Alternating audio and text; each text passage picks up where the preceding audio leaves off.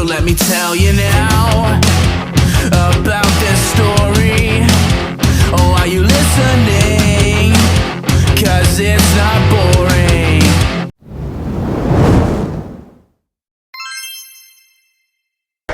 So, I want to talk to you about universal basic income. It's been making a lot of headlines lately, ever since the last US election, where Andrew Yang, it was pretty much his focal point and his selling point, giving everyone free money. I think his proposal was everyone should get at least $2,000 a month for free of charge. You don't have to work for it.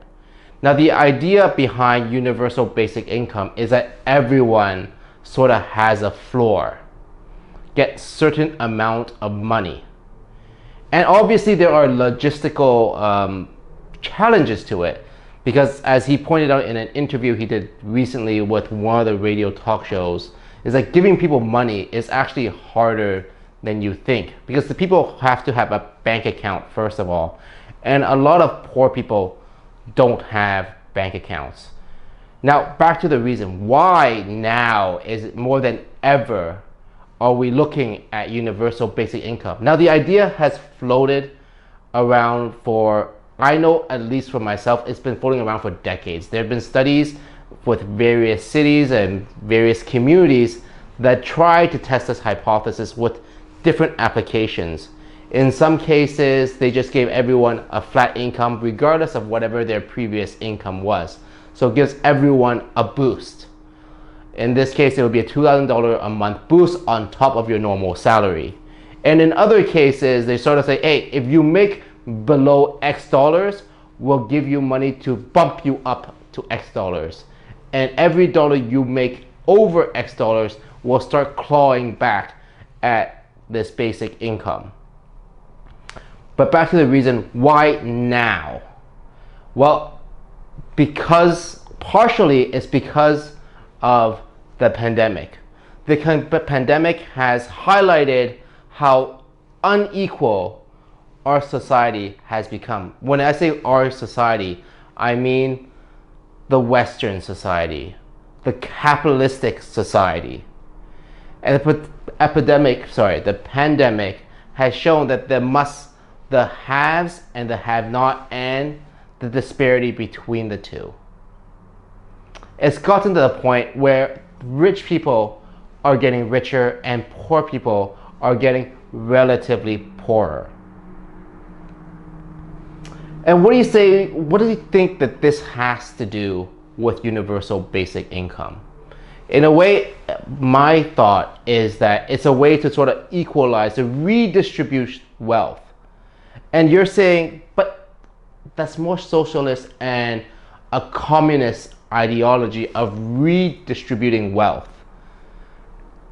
And I argue the latter. Like, if we look at the communist countries, they do not have an equal distribution of wealth. If you look at Russia, Vladimir Putin probably is the richest man on earth, probably more than even Jeff Bezos.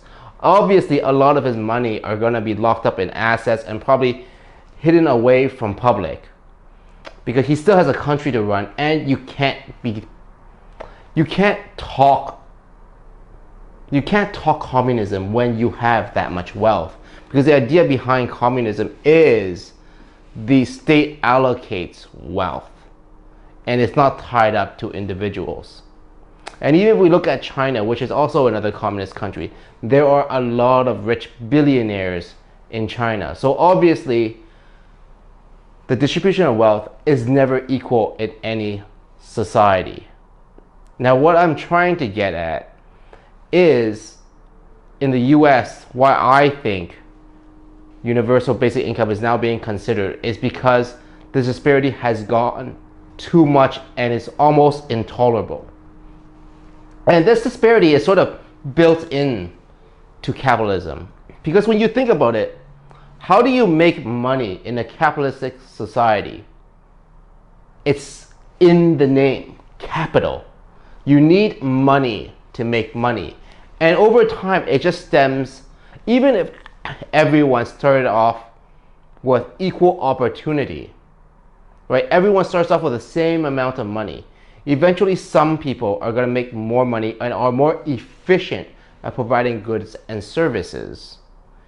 And those efficiencies can build on top of themselves. So if I'm a good businessman and I make money and I can beat my competitors, I can afford to reinvest that money into my business and achieve economies of scale. So the bigger my business become, the cheaper it is for me to produce the goods and services, or each unit of goods and services. Now bear with me. So the better I get, the more money I can put into my business, and then the cheaper my product can be, or I can produce my product so I can sell more and grow more. And eventually, capital or money is going to be concentrated in the hands of only a few people. And this is very apparent in the US. You can see the US has some of the richest people, but it also has some of the world's poorest people. Like, the US is wealthy, it probably has some of the highest life expectancies if you're a billionaire, but it also holds some of the world's lowest life expectancy, or at least below average compared to all the other wealthy nations due to this disparity.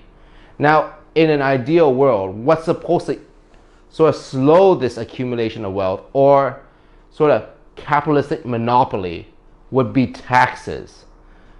But over time, over the last few decades, at least I've only been alive for the last few decades, maybe it started even earlier, but taxes have been going down in the hopes that lower taxes will increase businesses, business growth, and encourage new businesses. Now, what has happened is these tax cuts or decrease in taxes has caused or encouraged capitalism to go full force and full throttle even faster. So wealth is being accumulated by a few even faster.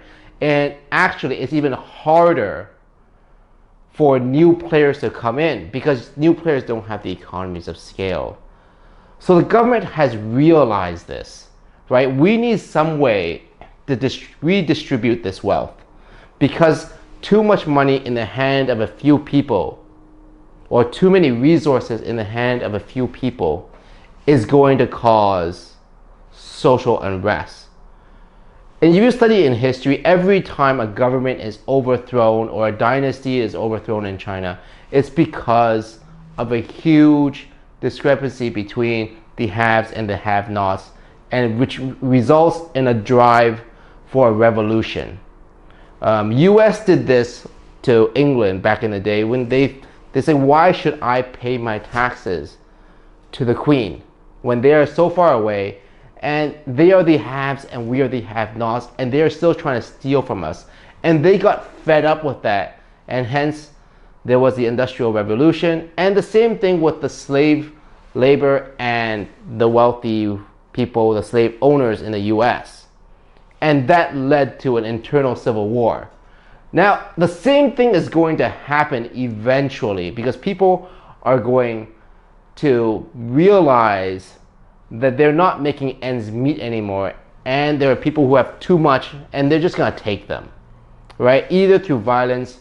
And right now in the US, or in most countries who are civilized, they try to have this court system, this political system where you sort of have a say, where we call them democracy. But do we really have a say, right? They have a lot of resources. Their voices are a lot louder than ours. And people who tend to be on the poorer side tend to be uneducated. And nothing's wrong with being uneducated, but people who are uneducated also tend to be more emotional and violent. Now, I'm not saying everyone who's uneducated is like this, but this is a stereotype. And stereotypes exist for a reason. So it is actually in the government's best interest to find a way to redistribute this wealth. And I could even argue that the universal basic income is probably a much better way of redistributing wealth than increasing taxes or giving other stimulus packages. Because when the government gives stimulus packages, it tends to give it through tax cuts or specific industries. And in this way, there's an argument that the government is actually picking winners and losers. Because by giving tax cuts, you're just making the winners, like the successful businesses, even more successful. Instead of encouraging new business growth, you're just encouraging the already successful titans to invest in new projects, which one can argue does produce more jobs. But what is probably even better is to give it to people who don't have money, because you are for sure, you can guarantee that those people are going to spend money. And not only that, unlike giving corporations tax cuts, who can then spend that money overseas on cheaper labor, cheaper capital like property plants, they have these poorer people have to spend the money locally. Now, there's been studies in the US cities, some cities in Canada, where this basic income idea has actually spurred local economic growth and in some cases increase employment rate, right? In my opinion, this is much better than just giving corporation tax cuts or funding certain industries, because you sort of let the people decide how to spend their money or where it's most needed. And chances are it's going to help these local small communities a lot more than giving Walmart a tax cut. Now, another argument of why universal basic income is now being considered more than before is automation. More things are being automated through computers. Amazon is a largely automated system aside from the packaging, and you can see that more and more jobs are being automated away from the simple jobs to the more complex jobs. However, the biggest target is obviously the simple job, because it is easier to automate something that is simple. And who does this hurt the most? The low-skilled labor force. These people now have a jobs. Their jobs are slowly disappearing, and as a consequence, they have to work harder for less. And we can see in the Amazon warehouses, even though part of it is automated, the workers there are being worked. Like it's pretty much famous for being like a slave labor camp, right? They have to time their washroom breaks and everything. And it's not a very pleasant place to work. But what's going to happen even when everything's automated? You're going to have a bunch of people who cannot transition into the new technologically advanced economy, at least not without retooling and retraining, which costs money, which right now, based on the current system, the individual has to bear. So you're asking these people who have no money to spend money to retool themselves so they can work in the tech sector or in a more knowledge-based economy, which if they had money, that can work. But obviously these people don't have money to begin with. And a lot of these people are also older, at least right now, they're older generation. By the time they learn the skill set and can apply the skill set, they cannot compete with a younger generation with a fresh brain. So the governments are going to have to support these people. Or if you have a bunch of people who have nothing to do, that's another ticket for disaster. That's when crime increases, because when people don't have a legitimate way of making money, they're going to start to look at illegitimate way. And obviously paying everyone in a country a base salary is not cheap. And I hear it all the time. The politicians are asking, how are you going to pay for this? How are you going to pay for that? And then the proposer, right, comes up with all this like mental gymnastic, mathematical gymnastic to explain away, oh, we're just gonna increase property taxes, or we're gonna increase income taxes to pay for this. Or in some cases, oh, we might be paying for this, but we're saving in other areas, such as reduce spending on shelters, or reduce spending on mental health care for people in shelters and on the streets. And there is some legitimacy to that. But my argument is probably even more practical. What's going to happen if you don't do this, right? Crime is going to increase. Mental health is going to increase. Your population's productivity, GDP, is going to go down and suffer. So whenever we want something nice, we have to pay for it. And the question is always, how much are we willing to pay for it? Are we willing to bear the cost of increased crime? Are we willing to bear the cost of a potential civil war?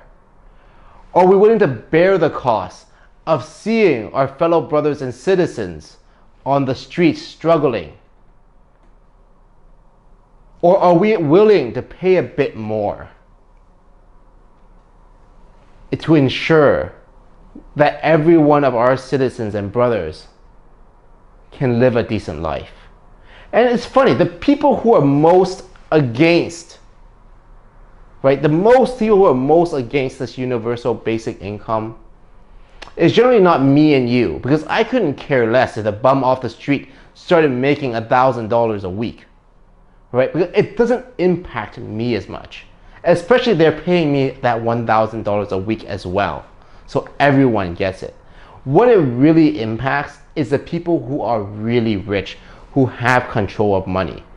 Because this universal basic income is for sure going to increase inflation. When everybody has more money, their money is worth less. So this is essentially an indirect wealth tax on these rich billionaires. And it also removes certain power from certain businesses and business owners, because they can't attract the same labor as they could as cheaply as before. And you can argue that it is going to make running businesses harder because of increased labor costs. But you don't factor in the fact that more people have money, then there's going to be more demand for businesses and goods and services. Right? When people have money, more people are going to spend money. There's going to be more demand for goods and services, which actually is a very good environment for new businesses to pop up. And when people have a base, right? When people have a base and their needs are covered, they can then start to think about investing in the future, challenging themselves, being more productive in life, and maybe start a business. And not everything can be measured in terms of GDP or value added through goods and services produced. I can argue that it can also help families. A lot of our families now are double income to meet the living standards of today. And as a result, some children are left home alone, not taken care of, or unfortunately ignored. Now, obviously their parents love them, but they need to feed their kids. So sometimes I think a mother's time is probably more valuable being spent taking care of her child than as a cashier at Walmart. And I think in that situation, this mother will contribute more to society by investing in her child than being that cashier at Walmart, which is a job that's being automated away anyways. And thank you for listening to my rant. It might seem a bit incoherent, but I'm working on it. And with each video, I will get better. So stay tuned And hopefully next time this time next year, I wouldn't be stuttering as much. Thank you.